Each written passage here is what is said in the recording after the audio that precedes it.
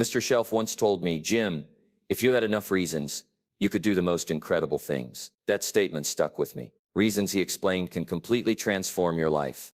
Similarly, Mr. Show observed that I possessed ample intelligence, talent, and ability. He suggested that my true deficit wasn't in those areas, but rather in a lack of sufficient reasons. He even clarified that my current bank balance wasn't necessarily a reflection of my intelligence, which I was certainly glad to hear. He said, I think you're much smarter than your present bank balance indicates. And that turned out to be true. I was much smarter, but of course my first question was, well then why isn't it bigger? And he said, you don't have enough reasons. You've got enough intelligence, but not enough reasons. So see, reasons can change your life. Here's what else I found out. Reasons come first. Answers come second. You don't get the answers to do well till you get the reasons. Life has a mysterious way of hanging on to all the answers and only gives them up to the people that are inspired by reasons. So reasons make the difference in how your life works out. Now, what are some of the reasons for doing well? Let's go through a quick list called reasons for doing well. First is personal reasons. Some people do well for recognition. Some people do well for respect. Some people do well for the way it makes them feel. They love the feeling of being a winner. Those are good reasons. I have some millionaire friends that keep working 10, 12 hours a day, making more millions. And it's not because they need the money. It's because they need the joy and the satisfaction and the pleasure that comes from being a constant winner. And see, it's not just the money anyway. It's the journey, not the money. Once in a while, somebody says to me, boy, if I had $1 million, I'd never work another day in my life. That's probably why the good Lord sees to it. They don't get their million, right? They'd quit. They'd quit. Okay. Next is family reasons. Some people do extremely well for other people, and that's powerful. Human beings can greatly affect each other. Sometimes we will do things for somebody else we will not do for ourselves. We are made that way. I met a man one time who said, Mr. Own to do all the things I want to do with my family around the world.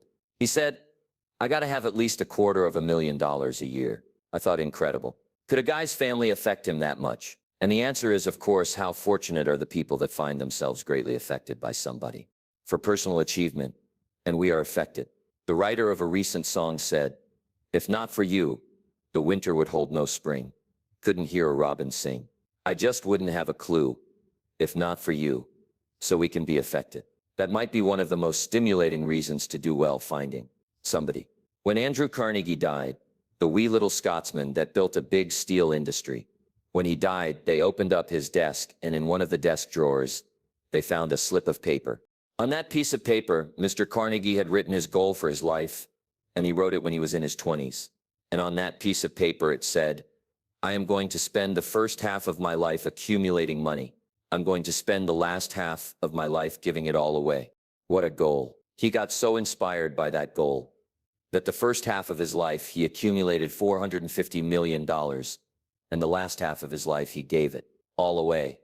Good question tonight. What's got you turned on? What's got you bombed out of sight to get up early and stay up late and hit it all day?